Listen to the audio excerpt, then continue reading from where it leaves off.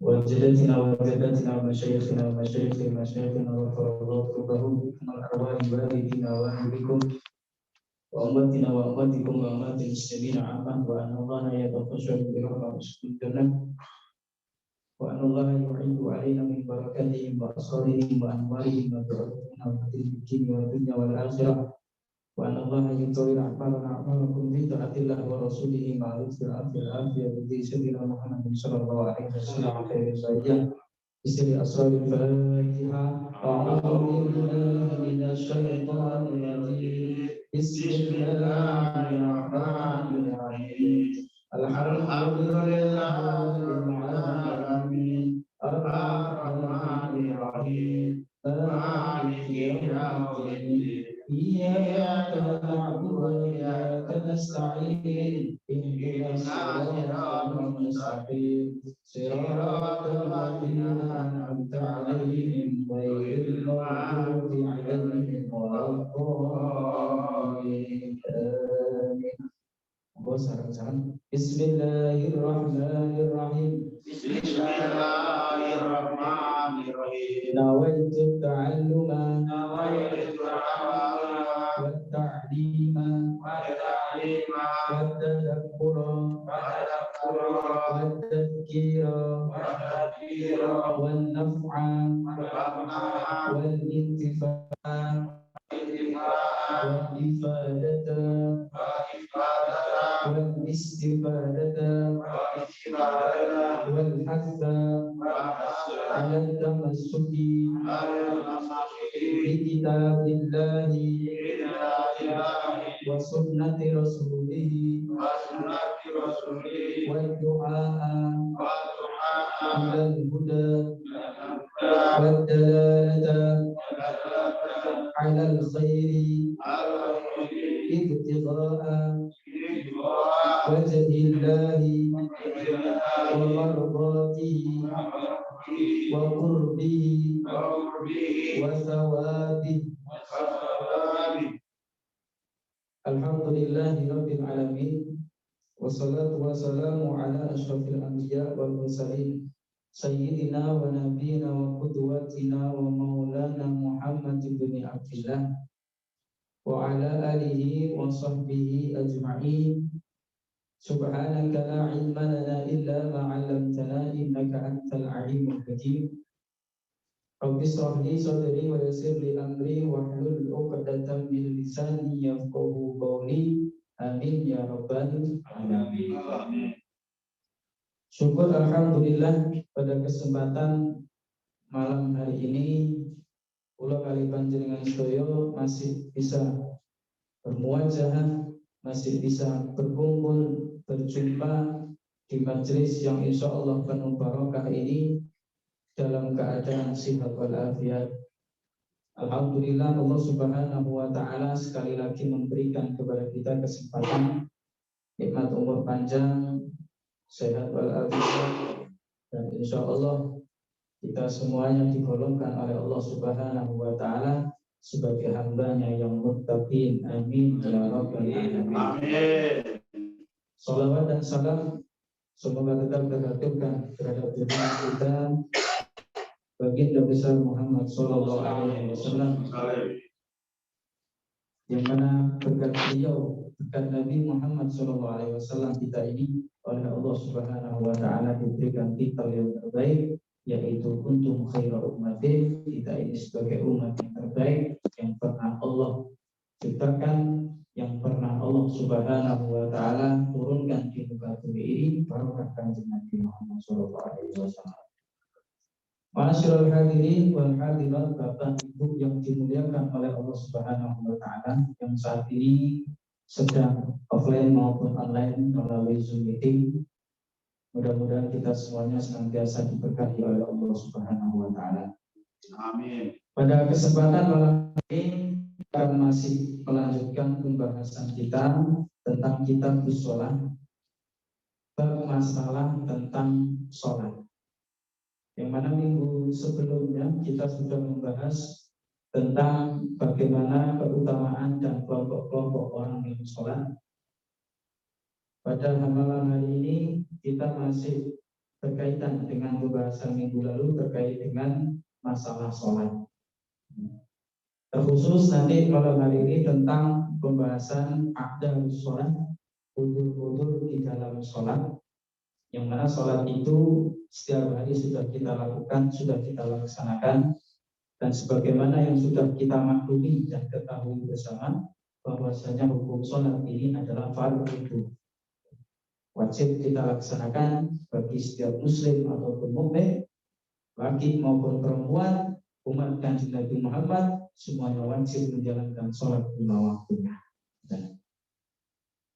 Masyaallah hadirin wal hadirat rahimakumullah, Bapak Ibu yang dimuliakan Allah Subhanahu wa taala. Sebelum nanti kita bahas panjang lebar tentang udur-udur di dalam sholat, maka perlu di sini kami sampaikan bahwasanya sholat itu wajib.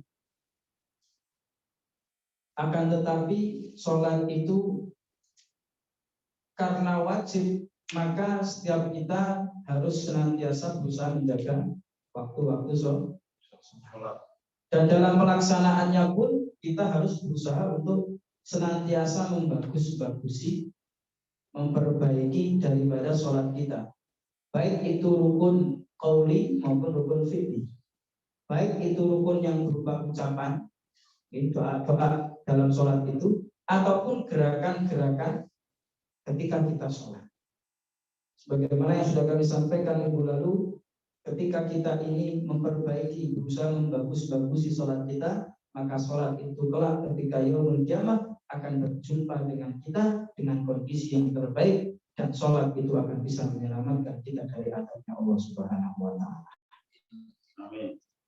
Maka dari itu, masyaallah hadirin wal hadirat rahimakumullah, sebaliknya, ketika ada seorang mukmin, seorang muslim yang dia tidak berusaha menjaga sholatnya, dia berusaha untuk meremehkan waktu-waktu sholatnya, atau bahkan dia berusaha untuk menghindari sholat itu sendiri, artinya dia tidak mengerjakan sholat, padahal dia muslim, dia mengaku beriman kepada Allah, maka kalau di dalam istilah fikih ini tarikus sholat, orang yang meninggalkan sholat.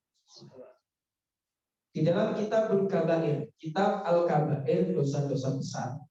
Jadi alhamdulillah kebetulan saya bawakan kitabnya, buah karya Syekh Syamsuddin Az-Zahabi. Dalam kitab ini membahas tentang macam-macam dosa besar. Sangat banyak sekali, ada sekitar 30 lebih dosa-dosa besar yang dibahas di dalam kitab ini. Kitab yang insya Allah barokah, yang mana nanti di dalam masalah dosa-dosa besar ini termasuk di dalamnya adalah tarikus sholat, orang yang meninggalkan sholat. Di dalam kitab ini orang yang meninggalkan sholat itu adalah termasuk dosa besar yang keempat. Yang pertama adalah asyirku billah, dosa besar yang pertama, yang mana dosa besar ini tidak akan diampuni oleh Allah Subhanahu wa taala, yaitu syirik kepada Allah Subhanahu wa taala, menyekutukan Allah Subhanahu wa taala. Ini yang pertama. Kemudian yang kedua, dosa besar yang kedua adalah qatlun nafs, bunuh diri di dalam kitab. Berikutnya yang ketiga adalah masalah sihir. Yaitu orang tukang ahli sihir itu menempati peringkat ketiga dosa besar. Dan yang keempat ini yang akan kita bahas adalah terkait dengan tarikus sholat atau tarikus sholat, orang-orang yang senantiasa meninggalkan sholatnya. Ini termasuk dosa yang besar. Maka Allah Subhanahu wa taala berfirman di dalam Al-Qur'an surah Maryam ayat 59. A'udzu billahi minasyaitonir rajim. Bismillahirrahmanirrahim. Gusti Allah tahu, fa khalafa min ba'dihim khalfun adha'u sholata wattaba'u syahawat fa sawyanquna ghayyan illa man taba wa amana wa 'amila sholihan. Gusti Allah tahu di dalam Al-Qur'an, fakhallafa min ba'dihim khalfun adha'u shalah. Maka kata Allah, datanglah sesudah mereka pengganti yang jelek. Siapa itu? Yaitu adha'us shalah, orang-orang yang dia menyia-nyiakan sholat. Wattaba'us syahawat, dan mereka itu adalah orang-orang yang senantiasa mengikuti hawa nafsunya, mengikuti syahwat. Fasawfa yalqawna ghayyan, maka mereka itu orang yang menyia-nyiakan sholat dan senantiasa menuruti hawa nafsunya serta syahwatnya, maka mereka akan bertemu kelak, yaitu kesesatan. Atau ghayyan ini juga diartikan di dalam tafsir adalah neraka ghayyan. Allah Subhanahu wa taala itu memiliki neraka ghayyan, yang mana neraka ghayyan ini dalam satu riwayat disebutkan adalah neraka yang mana di dalamnya itu ada lembah, yang mana lembah itu baunya sangat busuk. Di sana terdapat nanah dan darah. Ini neraka ghayyan. Illa man taba wa amana wa amila sholihan, kecuali orang yang bertobat kepada Allah Subhanahu wa taala setelah dia bermaksiat kepada Allah, dan orang-orang yang beramal soleh. Maka orang-orang yang bertobat dan beramal soleh ini tidak akan masuk ke dalam neraka ghayyan. Allahumma ja'alna minhum, mudah-mudahan kita termasuk orang-orang yang dijauhkan dari neraka ghayyan. Maka ayat ini ditafsiri oleh sebagian sahabat Nabi, termasuk di dalamnya adalah Ibnu Abbas radhiyallahu anhu. Menurut beliau, laisa makna adha'u tarakuha bil kulliyah. Makna menyia-nyiakan sholat di sini menurut Ibnu Abbas adalah bukanlah orang yang meninggalkan sholat seluruhnya, tidak.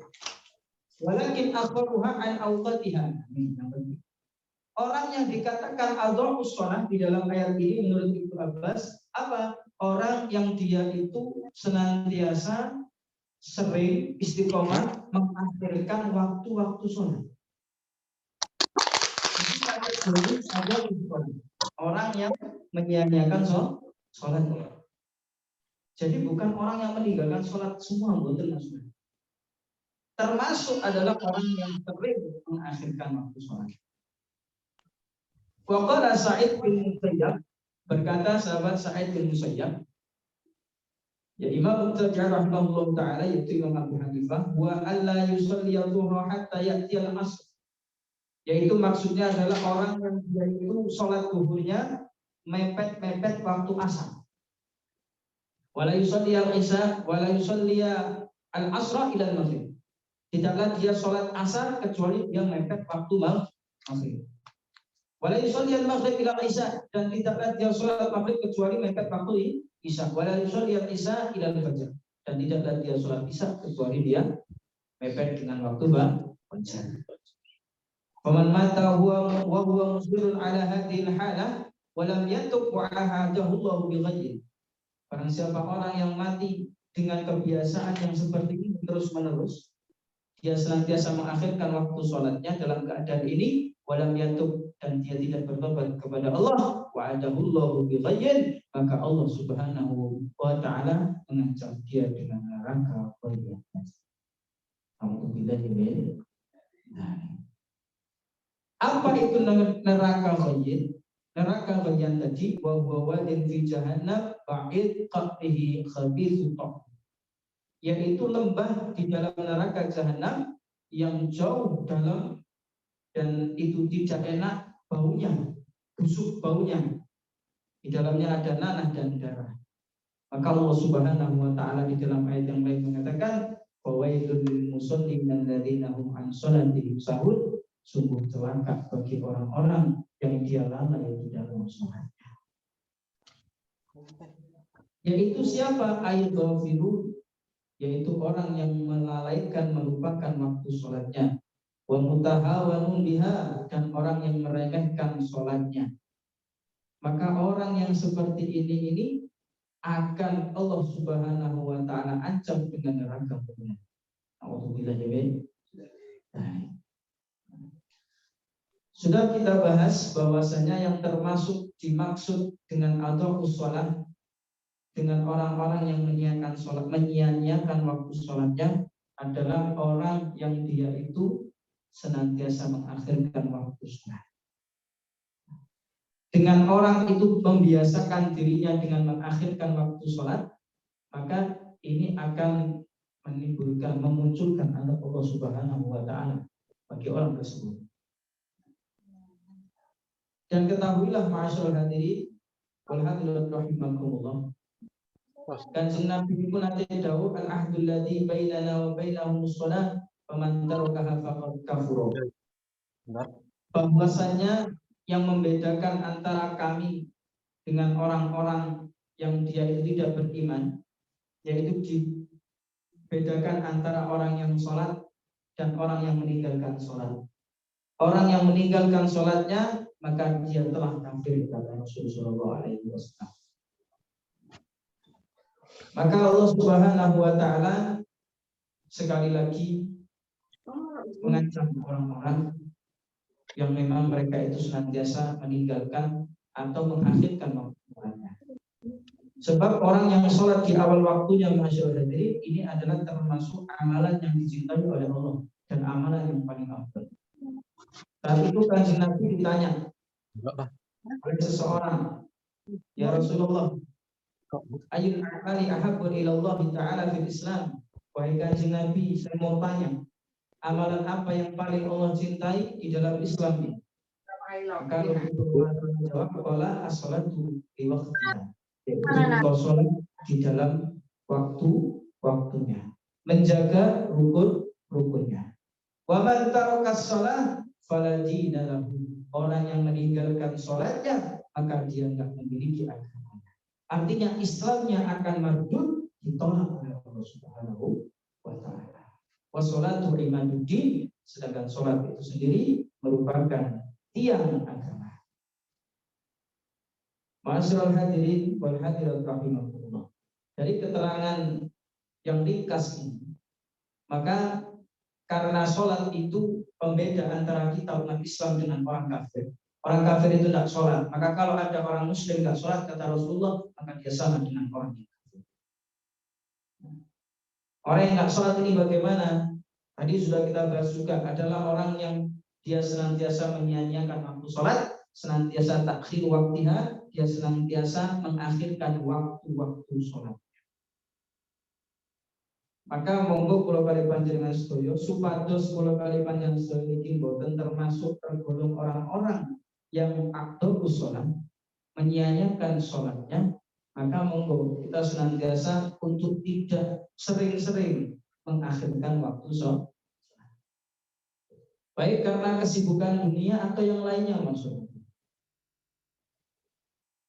Kalau dia itu meninggalkan waktu sholatnya karena dia sibuk dengan urusan dunianya, maka Rasulullah SAW mengatakan karena yaumul qiyamah ma'a fir'aun wa qarun wa haman. Ya nanti ketika yaumul qiyamah dikumpulkan bersama Fir'aun dengan Qarun, pembantunya Fir'aun, wa haman, dan juga termasuk bendaharanya Qarun. Okay. Maka dia ini termasuk daripada orang-orang yang Allah laknat di zaman dahulu, karena mereka terlalu mencintai dunianya sehingga melupakan atas apa yang Allah wajibkan kepada mereka.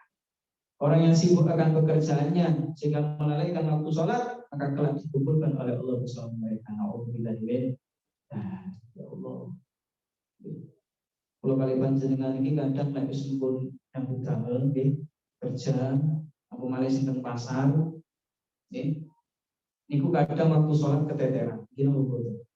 Jangankan yang di pasar, masuk lagi, yang mungkin di bekerja misalkan di lembaga pendidikan, seperti pulau kali Mas Dian ini, kadang kita asik, sholatnya nggak sekali Mas Dian, malah harus dikejar target, ya.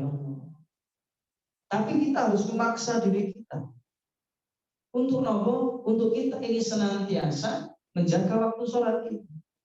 Sekalipun ada ulama yang berpendapat ketika seseorang itu sibuk dengan urusan yang itu masih ada hubungannya dengan syariat. Kula kali panjenengan nyambut damel niku perintah syariat napa sanes? Perintah syariat napa sanes? Perintah syariat. Kita kerja cari uang, cari nafkah untuk keluarga, itu syariat. Dan itu wajib hukumnya.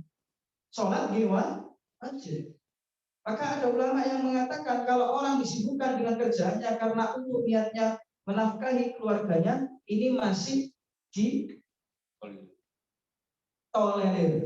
masih dimaafkan oleh Allah Subhanahu wa Ta'ala. Kasih untung wonten pendapat kados ngeten. Kerana apa ini bagian syariat juga. Pekerjaan itu juga bagian dari syariat. Nah, kemarin dakwah wonten acara teng griyane panjenengan pengawasan kados ngeten. Sehingga masuk waktu sore. Maka diundur-undur sedikit tidak apa, karena ini masih ada urusannya dengan syariat akhir. Tapi kalau urusan dunia pekerjaan Pak, niku nggih pun sampai. Khawatir kita ini termasuk kelompok golongannya. Wa man taraka sholatan muta'ammidan faqad buri'at minhu dhimmatullah. Barang siapa orang yang dia meninggalkan sholatnya secara sengaja, tahu kalau itu waktunya sholat, tahu kalau itu waktunya adzan, dengar telinganya, tidak tuli, tapi dia itu masih berusaha dengan sengaja. Allah niku sengaja. Maka kata Rasulullah SAW, budi ajli budin matullah. Maka Allah akan melepaskan dirinya daripada tanggungan. Allah lepas diri. Wis jarang sakarep wis. Iku Gusti Allah. Allah sekut si ada, cek tas ada. Ini berarti sengaja. Kita sengaja dengan mengatakan Allah si tas ada. Karena kita lebih sibuk dengan urusan dunia kita, sibuk dengan urusan dagang kita, yang itu hanya untung di dunia tapi tidak untung di akhirat. Maka mana yang mau kita cari, untung akhirat atau untung dunia? Maka ketika kita cari keuntungan dunia, maka yang akan kita dapat ya hanya dunia saja. Akhirat boten bisa. Lebih mementingkan urusan dunia. Kalau tidak urgent, tidak penting-penting banget, maka sholat tetap harus kita jaga. Khususnya tidak sampai kita mengolor-ngolor waktu sholat kita. Maka Allah Subhanahu wa Ta'ala akan lepas dari orang-orang yang senantiasa dia itu meninggalkan sholat secara sengaja, muta'ammidan. Tapi kalau nggak sengaja itu terus pundi. Di Gusti kula niki semerep sakniki waktune adzan salat. Tapi Gusti niki keranten kula niki pun niat saya kalau memang longgar saya akan sholat di waktunya. Saya sholat tepat waktu, saya sholat jamaah. Sudah punya niat dari awal seperti itu, ternyata di tengah jalan qadarullah atas kehendak Allah, ternyata disibukkan dengan urusan itu. Yang itu memang juga sebenarnya wajib. Maka dalam perkara ini dia tidak dapat dosa dari Allah Subhanahu wa Ta'ala karena nggak sengaja. Niat dari awal untuk melaksanakan waktu sholat dengan tepat waktu. Maka tinggal kita ini terus setiap hari kita ini masih sering meremehkan waktu sholat atau terus kita sendiri yang tahu. Maka jangan sampai kita semua ini termasuk daripada kelompok-kelompok golongan Fir'aun dan Namrud. Kerantan meninggalkan sholat, meremehkan waktu sholat, ini ternyata termasuk dosa besar. Minal kabair. Maka sholat itu penting, sholat itu wajib, maka jangan sampai kita tinggalkan. Jangan sampai kita sholat di luar waktunya sholat. Nyambung dengan keterangan masalah tarikus sholat, orang yang meninggalkan sholatnya, maka kita membahas satu fase tentang aqdarus sholat, udzur di dalam sholat, yang mana udzur itu nanti kita bahas apa artinya udzur.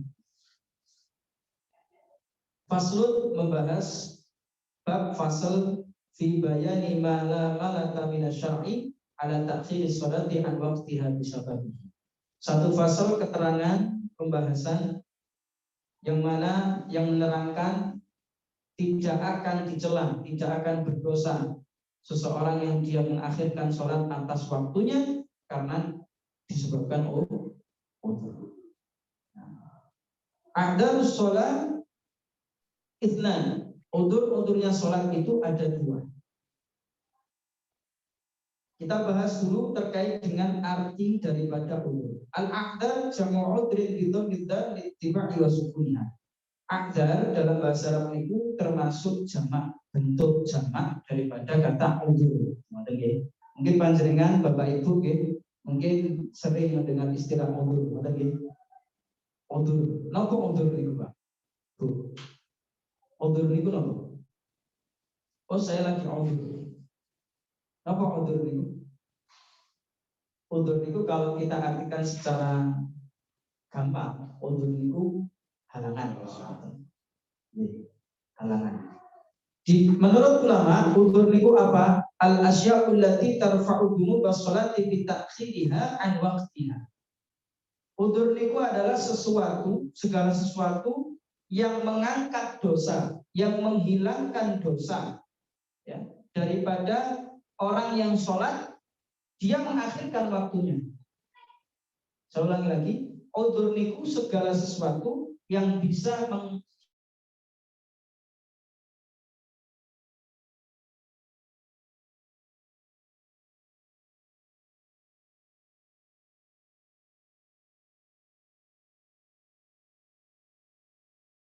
tetapi dalam kitab fikih tidak semuanya alasan itu dalam meninggalkan sholat dianggap dosa besar. Betul. Tapi ada alasan, 2 alasan yang dia itu ketika orang meninggalkan sholat atau sholat di luar waktunya, terlewat waktunya, dia itu dikatakan udzur sehingga dia tidak berdosa. Nomor 2 perkara ini, yaitu 2 perkara ini, satu yang pertama karena linnau, karena dia tidur, yang kedua linisyan, bagi orang yang lupa. Paham sampai begini? Jelas sih. Jadi udzur sholat itu namung kali. Ketika meninggalkan sholat tidak berdosa, itu disebabkan karena 2 hal. Satu, orang itu karena memang dia itu tidur, dan yang kedua karena lupa. Sanes lalai sama lupa itu beda. Kalau lupa itu di luar kehendak manusia, Allah yang menghendaki lupa. Sedangkan lalai itu karena memang atas kehendak manusia itu sendiri, lalai. Contoh, tahu sudah paham waktu sholat, tapi dia ini lalai namanya. Tahu nggak lupa, tahu gitu, tapi ini lalai, sehingga lalai sehingga akhirnya lupa beneran. Pura-pura. Maka 2 yaitu tidur dan lupa. Kita bahas yang pertama. Udzur sholat yang pertama adalah lupa. Mohon maaf, karena tidur. Rufi'al qalam an salas. Rasulkan Nabi, Allah itu mengangkat pena sebagaimana yang sudah kami sampaikan. Allah mengangkat pena dalam 3 perkara. Yang pertama adalah atau hatta yastaikir, orang yang tidur sampai dia bangun. Keranten nopo? Rufi al-qalam itu maknanya nopo? Allah mengangkat pena, Allah akan mencatat dia sebagai orang yang bermaksiat, atau Allah tidak mencatat dia sebagai orang yang ibadah. Artinya nggak dicatat dua-duanya. Oke. Bagi yang pertama siapa? Orang yang tidur sampai dia bangun. Yang sari ini Bapak Ibu, itu di luar kehendak kita atau dalam kehendak kita. Bisa kita kontrol buat masalah ngantuk. Tidur nih bisa. Di luar kehendak kita atau di luar kehendak kita. Artinya Allah yang menidurkan kita. Ketika ditanya seseorang, ditanya di dunia ini apa yang paling kuat? Ada yang jawab gunung. Gunung kuat ya? Kuat. Salah. Terus apa? Coba jawab lagi. Apa yang paling kuat di dunia ini? Ya mungkin orang yang dia itu kuat. Orang yang kuat. Misalkan binaraka. Orang yang paling kuat ya orang kuat itu. Salah.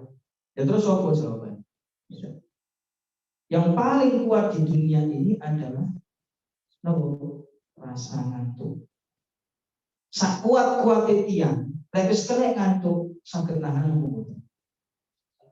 Bisa nahan. Sekuat-kuat orang ya sudah. Anggap orang terkuat di dunia sinten. Wis kula tangan sinten? Siapa Pak? Ayo. Yang paling kuat di dunia, yang panjenengan tahu. Pas ngomong saya loh Pak. Ada yang lebih kuat dari jenengan, istri saya. Antuk istri saya. Apa? Orang yang paling kuat di dunia wis sinten? Binaragawan. Siapa lupa namanya saya kemarin? Adirai itu Indonesia Santo Adirai. Adirai, ototnya gede, kuat Pak. Tapi kena ngantuk, sakit tahan bener. Bener sakit. Waya ngantuk gitu lemah. Dilewes. Kadang wonten tiyang niku wis pokok mambu bantal wis ilang.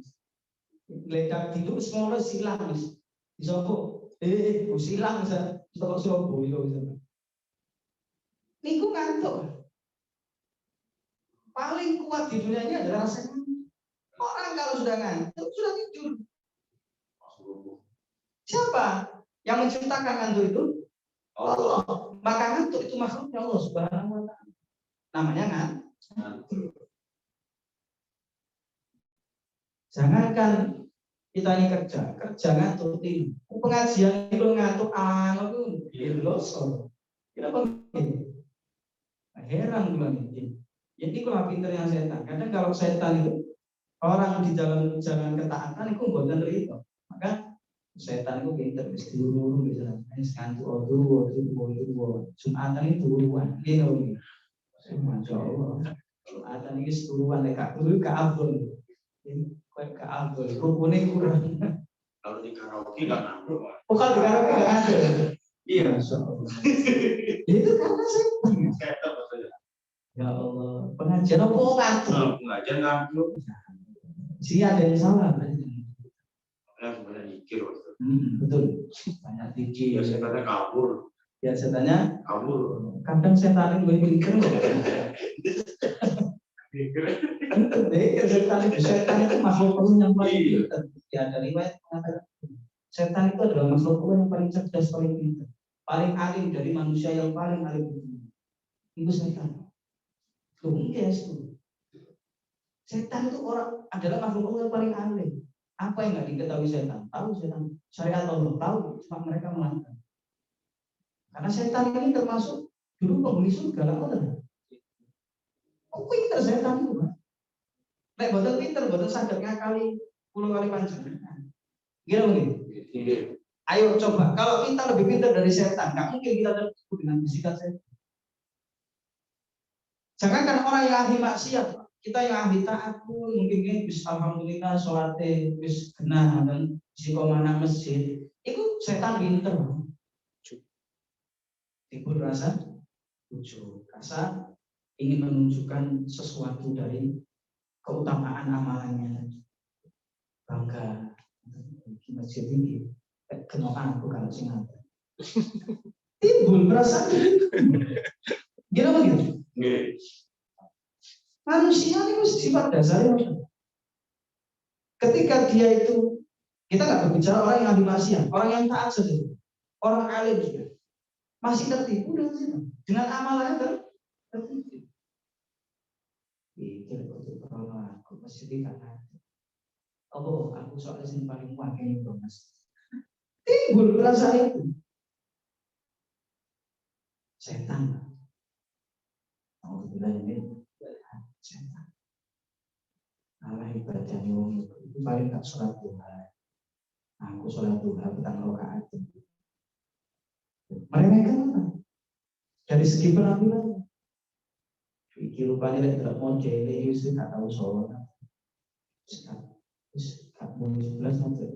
Tak sokong masjid. Enggak tahu kita.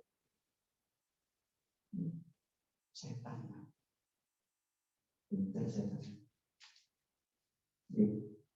Pintar setan. Maka kita berusaha untuk senantiasa ketika sudah beramal pun, sudah istiqomah beramal pun, monggo kita rendahkan diri kita serendah-rendahnya. Oh iya, amalanku gak lebih baik dari dia. Amalan saya gak lebih baik daripada dia.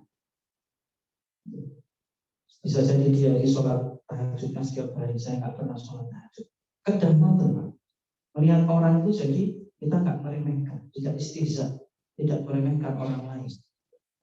Sehingga itu akan menghancurkan seluruh amal-amal kita. Sombong, dari ujub itu akan muncul rasa sombong. Bangga diri itu akan memunculkan rasa sombong. Alhamdulillah ini. Ini saya tahu. Tapi kembali ke masalah tadi, tidur niku, orang ngantuk itu memang Allah yang berkehendak. Allah menciptakan makhluk namanya ngantuk sehingga manusia tidur. Coba kalau nggak ada yang namanya ngantuk, apa yang terjadi? Kita oleh Allah nggak diberikan ngantuk, apa yang terjadi? Waduh, ya kesel terus, melek terus, bangun 4 jam, nggak diistirahatkan kita ini, otak kita nggak istirahat sama sekali. Ya bahaya juga. Maka ngantuk itu merupakan nikmat dari Allah. Sehingga kemudian manusia dengan rasa ngantuk tadi itu. Ada orang dia itu punya penyakit namanya insomnia. Susah ini.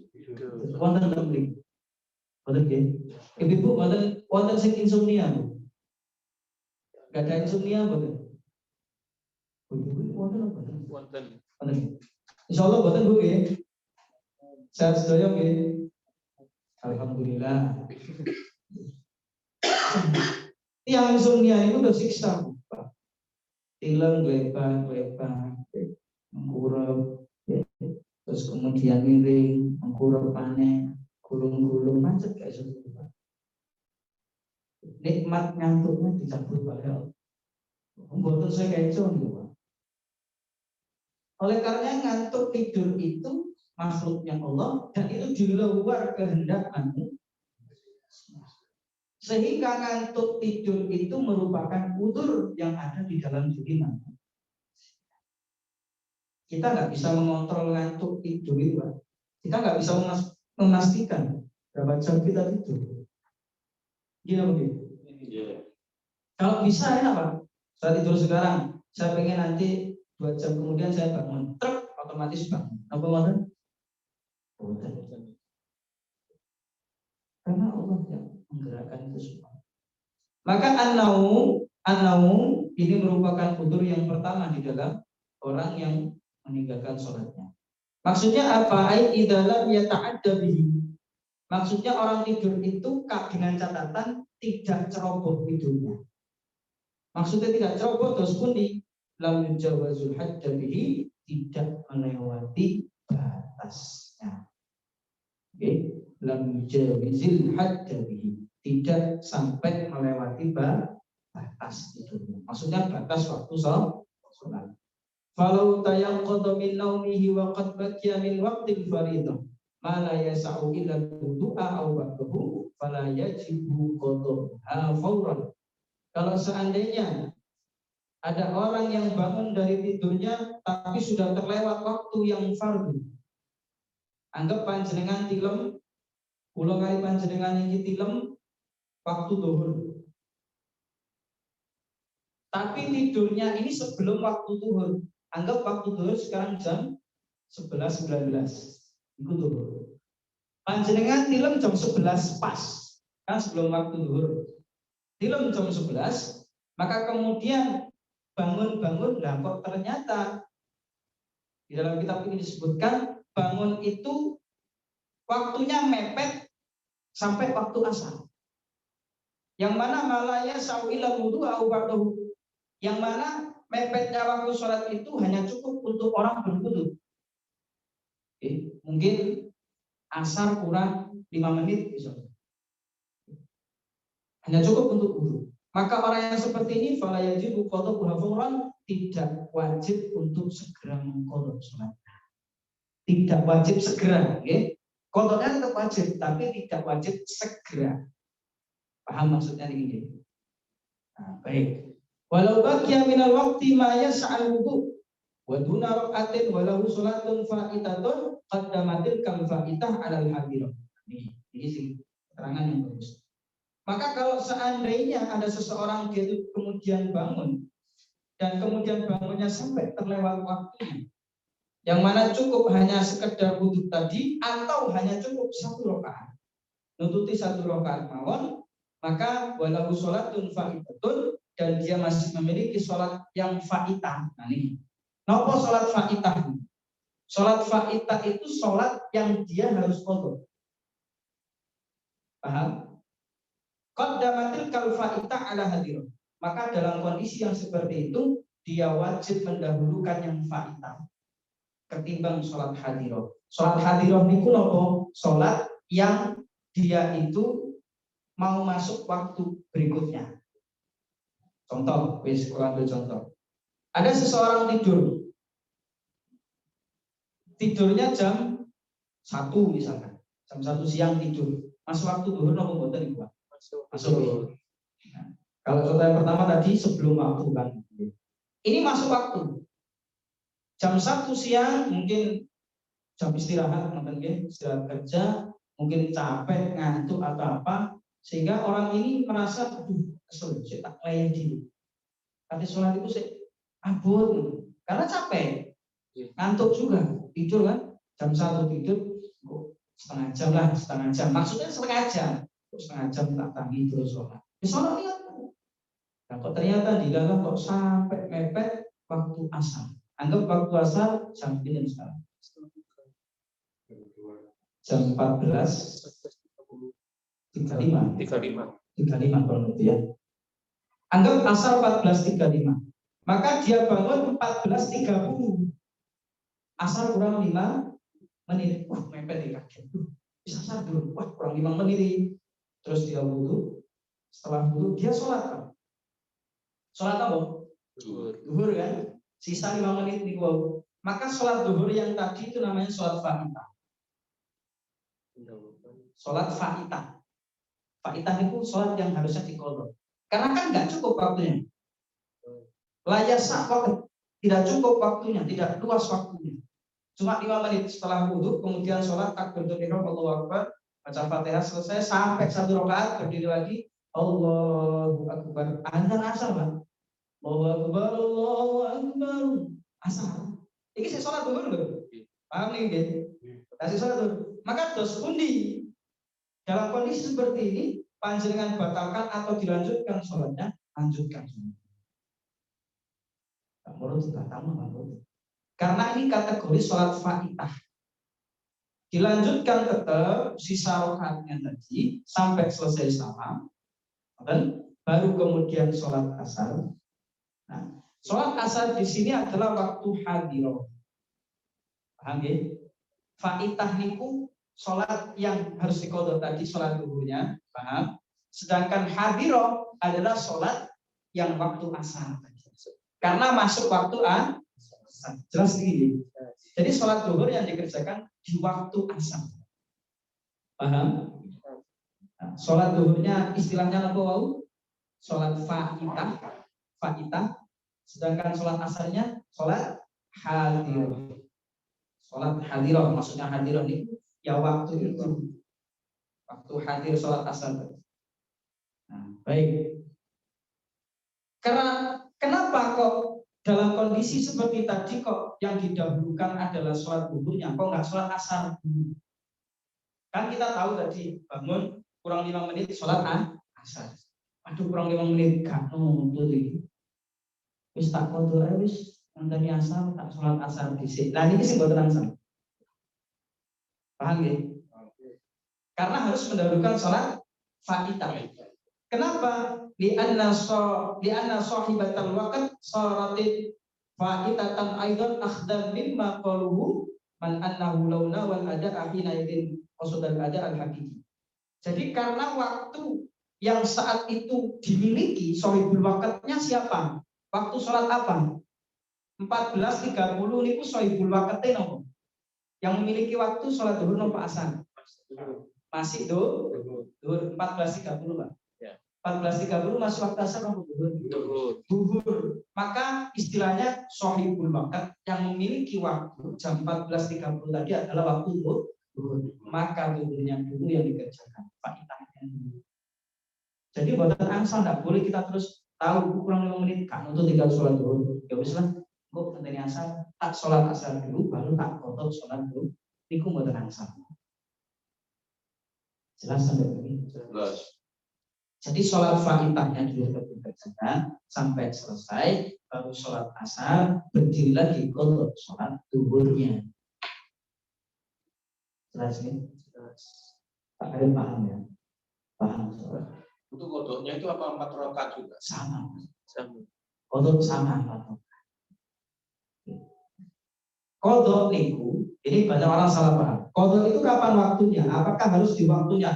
Kayak aku meninggalkan sholat duhur, maka aku juga harus melaksanakan di kodoknya di sholat duhur. Boten. Jadi orang yang kodok itu di dalam hadis Nabi disebutkan, orang yang kodok sholat itu adalah ketika dia bangun ingat sholatnya, atau orang yang lupa kemudian ingat sholatnya, maka saat ingat itu langsung selesai sholat. Di waktu apapun, nanti dijelaskan. Oke, baik, sampai sini bisa dipahami. Nanti sudah saya kasih. Berikutnya lantan akid sholat duhur, maka tidak dianggap sholatnya tadi. Maksudnya sholat yang duhur tadi tetap wajib dikol. Walau syakka ba'da khuruji, hal fa'ala aula, hal fa'alaha aula. Lazimahu qada'uha. Maka dia tetap wajib mengqada' di annal asla adamu fi'liha kama qalu syakka fin niyyah walau ba'da khurujihi minas shalah. Kalau seandainya ada orang ragu nih. Ragu masalah apakah ini tadi saya sudah sholat atau belum? Saya sudah sholat atau belum? Tidur terus kemudian bangun Pak, melek-melek lupa. Aku mau sholat dulu. Kalau wis mari sih. Sepertinya sudah sholat saya. Sholat atau dulu? Ragu kan? Pernah nggak gitu Pak? Pernah ya? Sholat atau dulu? Maka jawabannya adalah dia belum sholat. Al-yaqinu la yuzalu bisyak, keyakinan tidak bisa dilakukan juga dengan keraguan. Maka dalam kondisi seperti ini, keyakinan yang awal muncul adalah saya sudah sholat atau belum? Sholat atau belum? Maka awalnya kita berawal dari sholat atau belum, Pak? Awalnya kita berawal dari sholat atau belum? Belum, ya kan? Awalnya kita belum sholat, kan? Dianggap belum sholat. Maka jawabannya belum sholat itu. Maka kita harus wajib sholat. Sekalipun tadinya kita sudah sholat, tapi karena ragu lupa kan, sholat atau dulu. Padahal sebenarnya sudah, tapi karena ragu sholat atau belum, maka dihukumi belum, maka sholat. Jelas sampai sini ya. Ibu paham betul Bu? Bu, ya, insyaallah paham ya. Nah, baik. Kemudian wayaqdi syakhsu ma fatahu min muaqqatin wujuban fil fardhi wa nadban fil nafli ma tatadakkarahu wa qadira ala fi'lihi ta'jilan li barakatin timmah. Jadi ada orang yang dia itu mengqadha salatnya Bapak Ibu, salat yang telah lewat waktunya tadi, baik itu salat wajib maupun salat sunnah, maka setiap dia ingat atau mampu melaksanakannya, maka dia takjilan segera untuk mengqadha di barakatin timmah supaya dia terbebas dari tanggungan. Berdasarkan hadis Nabi SAW, dia bersabda, "Annama an sholatin aw nasiyaha falyusalliha idza dzakaraha." Barang siapa orang yang tidur ya dari waktu sholatnya atau lupa dari waktu sholatnya, maka segeralah sholat ketika dia ingat. Langsung diqadha, Pak. Namanya manusia niku nggih tempatnya lupa. Allah tidak mencela Allah tidak mencela orang manusia yang dia lupa. Termasuk Bapak Ibu hadirin hadirat rahimakumullah, ketika panjenengan lupa atau terlewat daripada sholat sunnah, maka sunnah diqadha juga. Sunnah diqadha. Fa illam yatadakkaru aw tadakkara wa lam yaqdiru ala fi'li lam yaqdi wa yaqdihi ma tatadakkaru walau fi waqtil karaha. Maka boleh orang itu ketika ingat lupa tadi enggak sholat, lupa sholat, maka sholatlah saat itu sekalipun di waktu karaha, waktu yang makruh untuk sholat. Contoh waktu makruh itu asar, pada subuh. Itu kan makruh. Di apa? Sholat di dalamnya itu makruh. Maka ketika panjenengan misalkan sholat subuh nih, kan ada qobliyah subuh. Ya.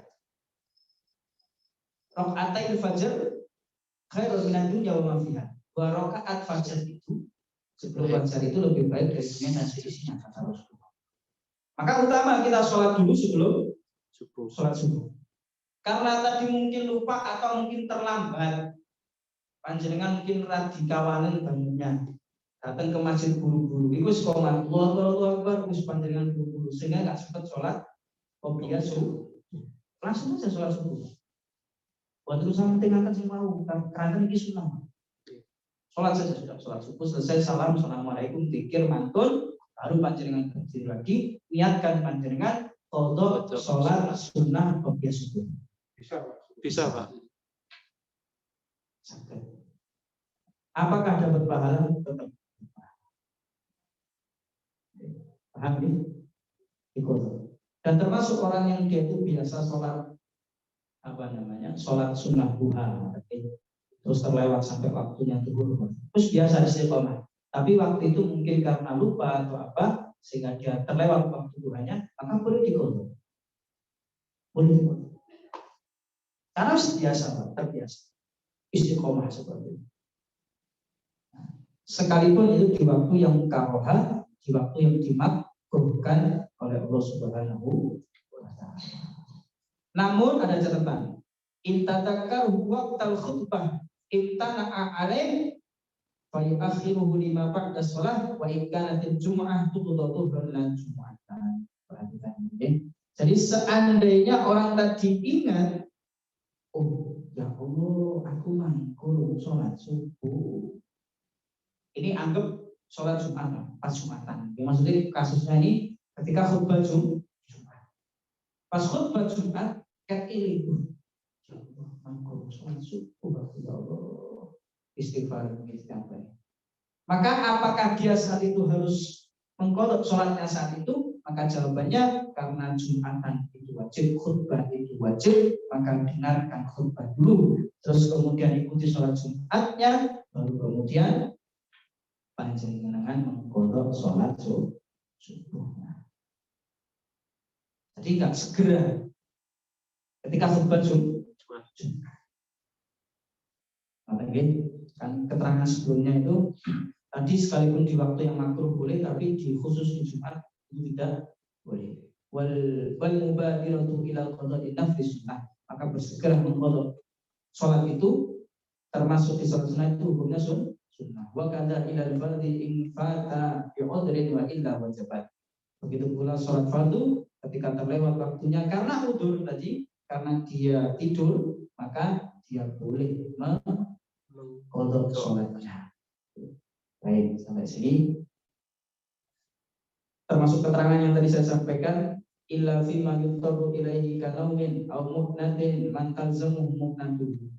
Kalau orang dia itu lupa, terpaksa karena bekerja sampai lembur, lupa waktu sholat, di dalam keterangan kitab ini ada pendapat yang mengatakan itu masih dikatakan wudu Jumat. Tapi pun sering-sering, pun sering. Tapi catatannya, ketika kulo kali panjenengan ini sadar diri, kita sadar kalau tidur siang itu biasanya lama. Anggap panjenengan tidur siang itu Pak Arif berapa jam kalau tidur siang? Kebiasaannya 2 jam. 2 jam. 2 jam ya. Lama. 2 jam. 2 jam. Ada yang lebih dari 2 jam? Ada. Setengah jam. Ibu-ibu kalau tidur siang mungkin sampai 4 jam, 3 jam. Kalau capek, kalau capek kan 2 jam. Betul, ini Jam 12 kan istirahat. maksud saya ini yang ada secara adat. Ada tuh muhakkamah, adat bisa menjadi hukum. Maksud saya gini, secara adat orang ini memang tidurnya lama. Kan nonton loh dia mantan. Sekalipun tidur siang sampai 4 jam, 5 jam itu ada. Di sini buat ternyata ibu nonton aku. Saya biasa udah habis sholat zuhur, Tidur, tidur, bangun jam 2. Jam 12. Siapa sholat asar? Oh. Berarti ditangkap secara umum yang hadir di sini, berarti mungkin yang di Zoom saya nggak tahu ya, mungkin ada yang 4 jam 5 jam. Saya berbicara begini, kondisi adat secara umum yang tahu adalah kita sendiri. Waktu ini biasanya turunnya suwe, anggap 4 jam sudah. Kalau saya memang sama dengan panjenengan semua, insya Allah nggak pernah lama. Ya paling cepat setengah jam, paling suwe ya 1 jam kalau siang. Siang itu kan di Korea jam 12 sudah istirahat. Iya. Betul. Makan terus setengah jam udah bangun. Nah, itu berarti kebiasaan yang seperti itu adalah orang yang memang tidak tidur lama. Maksud saya begini, kalau ada orang tidurnya lama, 4 sampai 5 jam tidur siang nih. Kalau malam semua lama. Molor kabeh ya. Subuh kadang yo kawan. Kita berbicara siang. 4 sampai 5 jam nonton Pak itu. Ada orang yang begitu. Maka bagi orang yang tidurnya dia sadar, aku lek turu awan itu 4 sampai 5 jam. Maka dia jangan tidur ketika sudah masuk waktu sholat. Lagi, orang yang demikian jangan tidur dulu ketika sudah masuk waktu sholat. Anggap misalkan zuhur tadi 11.19. Ngantuk kesel. Tapi kalau dia sadar aku suwe turu. Dia sudah sadar, kalau aku turu mesti lewat biasa. Zuhur lewat. Istighraq istilahnya dia tenggelam dalam tidurnya. Maka bagaimana bagi orang yang begini, dia sholat dulu baru kemudian. Kalau dia terpaksakan dia untuk istirahat, dia paksakan dirinya, padahal sadar dia tidurnya bakal lama, maka ini termasuk dosa. Sehingga kita tidak meremehkan waktu sholat. Tapi bagi kita yang secara umum tidak lama, tidurnya setengah jam, 1 jam terus bangun, ya monggo tidak apa-apa. Tidur di dalam waktu sholat. Nah kok ternyata saat itu mungkin karena capek yang luar biasa, sehingga bablas lewat. Padahal secara umum kita nggak pernah kelewat waktu sholat. Nah ini yang dimaafkan, termasuk tidur di dalam sholat. Bola ada suap, monggo ada pertanyaan sebelum saya. Monggo. Untuk masalah sholat Jumat, itu katanya saya bilang sesudah sholat Jumat posisi kaki masih dalam tahiyatul akhir. Itu sudah itu enggak pakai kaki 7 kali membebaskan dosa-dosa yang lampau maupun yang akan datang dalam waktu seminggu. Baik. Dalam hadis Nabi Muhammad SAW ini secara general mau bisa sampaikan secara umum dari hadisnya. As-shalawatul khams wal jumu'ah ila jumu'ah wa ramadan ila ramadan kafaratun bainahum. Kata Rasulullah sholat 5 waktu yang kita bacakan, kemudian antara waktu sholat Jumat kepada Jumat yang berikutnya, kemudian Ramadan yang tahun ini ke Ramadan tahun berikutnya, itu merupakan kafaratun bainahum, maka di dalamnya terdapat pengampunan kafarah dari Allah Subhanahu wa taala. Maksudnya pengampunan dari apa? Pengampunan dari dosa-dosa manusia. Maka orang yang menjaga sholat 5 waktunya dia akan dapat ampunan dari Allah selama dia itu memang berusaha menjaga waktunya. Termasuk sholat Jumatnya. Nah, bahasa sholat Jumat wal jumu'ah ilal jumu'ah, Jumat 1 ke Jumat berikutnya, ini ada pengampunan Allah Subhanahu wa taala. Maka ditafsiri oleh ulama, kemudian ya, khususnya di pendapat Imam Syafi'i mengatakan setiap orang itu membaca doa ya setelah sholat Jumatnya Al-Fatihah 7 kali, Al-Ikhlas 7 kali, Al-Falaq 7 kali, An-Nas 7 kali, maka dia akan mendapatkan pengampunan dari Allah Subhanahu wa taala. Ini melalui tafsir daripada hadis yang tadi. Kenapa kok dikhususkan hari Jumat membaca itu? Sebenarnya kekhususannya, kesunahannya malah kita membaca surat Al-Waqiah. Al-Kahfi, surah Al-Kahfi setiap hari Jumat. Termasuk di dalamnya wirid-wirid yang tadi itu 7 kali. Monggo dilambai ngomong. Kalau saya belum hafal gimana? Enggak apa-apa. Kalau Al-Fatihah. Sehafalnya Al-Fatihah ya Al-Fatihah. Baca. Surat Al-Kahfi itu dibaca mulai habis awal. Pokoknya Jumat. Oh, Kalau hari Kamis, di mana hari Kamis? Mau berapa? Kamis malam. Ya? Kalau malam. Kamis malam itu kan sudah masuk Jumat. Nggak apa-apa dibaca. Kalau kita biasanya kan malam Jumat, tahlilan, yasinan, padahal yang lebih afdal itu sebenarnya al-Kahfi. Mungkin kita kayak al-Kahfi. Mau malamnya atau Jumatnya paginya mau silakan. Ketika hari Jumat. Karena malam Kamis sama malam Jumat itu malamnya bahkan maghrib itu sudah masuk waktu Jumat. Makanya dinamakan malam Jumat. Karena pergantian waktu Qamariyah itu ketika maghrib. Sampun nonton malih. Pak Edi. Untuk kodok yang orang lupa, misalkan sebetulnya sholat duhur, tapi karena lupa sampai asar belum sholat duhur. Nah ini kodoknya apa sholat asar dulu, yang memang saat itu sholat asar. Ingatnya pas waktu asar. Waktu asar. Maka kalau beda ini, kalau ingatnya waktu asar, karena dia sudah masuk waktu asar, maka sohibul waqtnya asar atau duhur. Asar. Sohibul waqtnya berarti asar. Maka kerjakan asar dulu, baru kemudian duhur. Tetap 4 rakaat. Tepat 4 rakaat. Kan kita nggak jamak qasar sholat. Jamak qasar sholat kan ada syaratnya. Nanti kita bahas. Termasuk dalam perjalanan. Niatnya sholat apa? Qadar. Sholat fardu tubi, qadar boleh.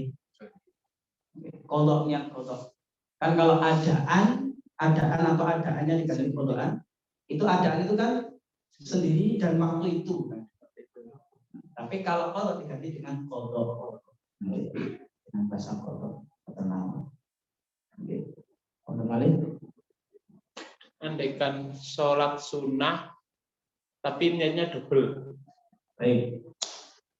Sholat sunnah didobel. Contoh Niatnya. Ya. Sholat tahajud, niat sholat sunnah, tahajud, niat sholat tasbih atau sholat taubat, sholat hajat digabung sholat.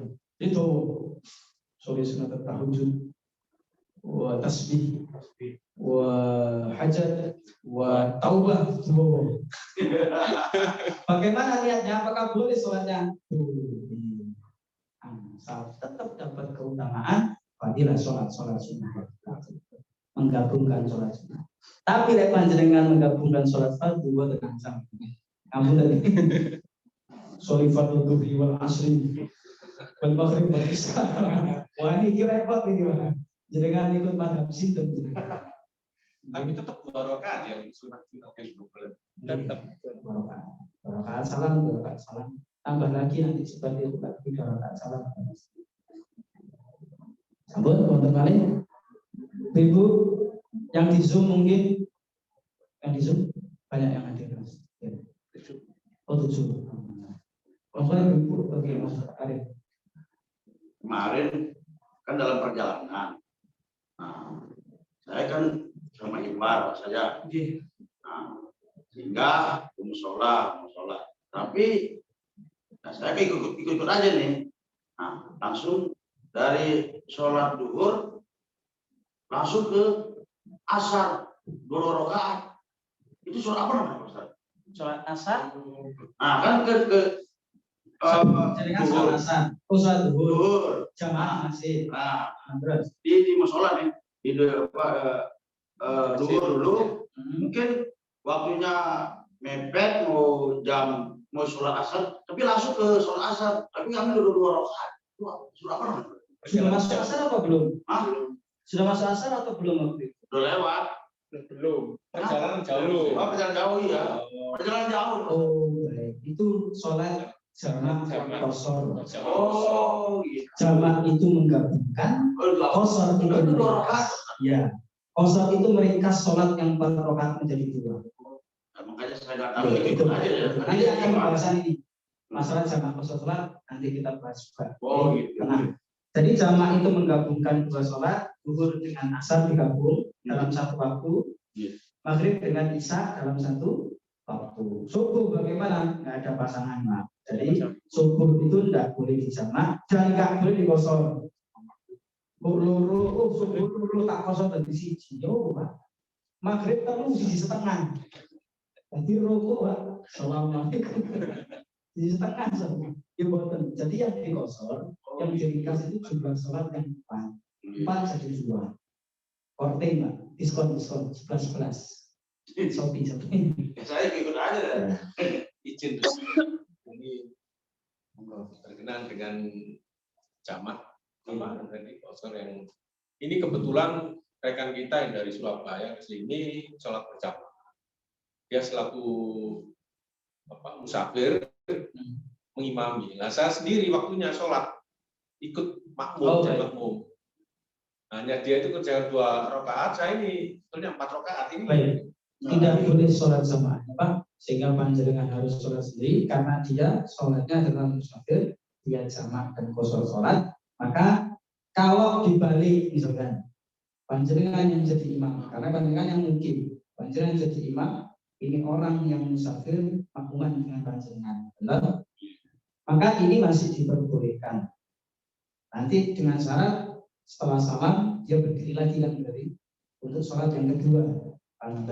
Tapi kalau dibalik yang menjadi imam adalah musafir, panjenengan yang menjadi makruh, tidak menjadi kefadilahan sholat jamaah. Maka panjenengan sendiri. Jadi dia salam dulu enggak, Pak? 2 rakaat salam dulu enggak, Pak? Yang musafir. Yang musafir? Iya, salam. Karena imamnya berdiri melanjutkan 4 rakaat, Pak. Yang musafirnya 2 rakaat salam. Kalau dia jamak kosor, Mas ya. Orangnya ini musafir jamak kosor, ya. Dia makmuman dengan orang yang mungkin. Ya. Oke, maka dia syaratnya dia harus jamak buatan kosor. Bukan 2. Untuk hari 2 itu salam di bukan ya. Maksudnya kalau sama-sama 4, dijamak saja. Oh, dijamak saja. 4, sama-sama boleh kosor. Seperti itu. Kalau dia kosor, kita 4 ya, salam. Salam sih kita begitu. Makanya kata ulama lebih afdal musafir itu sholat sendirian, khusus musafir yang bisa sendirian. Supaya tidak terjadi masalah. Nanti itu lebih panjang lagi kita bahas ketika masuk ke sama kosor. Ya. Oke, nonton mana? Sabun. Ketika selesai. Insya Allah. Apa Mas Jan? Artinya kan fikih itu memang harus banyak pertanyaan. Oke, monggo. Baik. Biasanya yang sering lewat itu kalau kita bangun mau sholat subuh. Kalau jam berapa terus tahu udah jam 6 habis rapat subuh jadi langsung sholat. Langsung sholat. Langsung sholat ketika panjenengan bangun jam 6 misalkan ke subuh di jam 6. Saya istilahkan subuh dengan Tuhan. Langsung pada subuh dan Tuhan bareng. Ya. Maka terus pun di panjenengan bangun jam 6 itu ambil air putih langsung niat qadha. Ini udur termasuk. Tidak sering-sering. Tapi jangan sering-sering.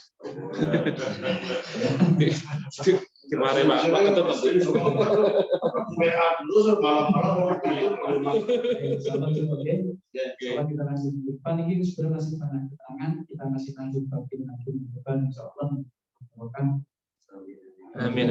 Sehat panjang umur oleh Allah Subhanahu wa taala ala hadhihi niyah al-Fatihah.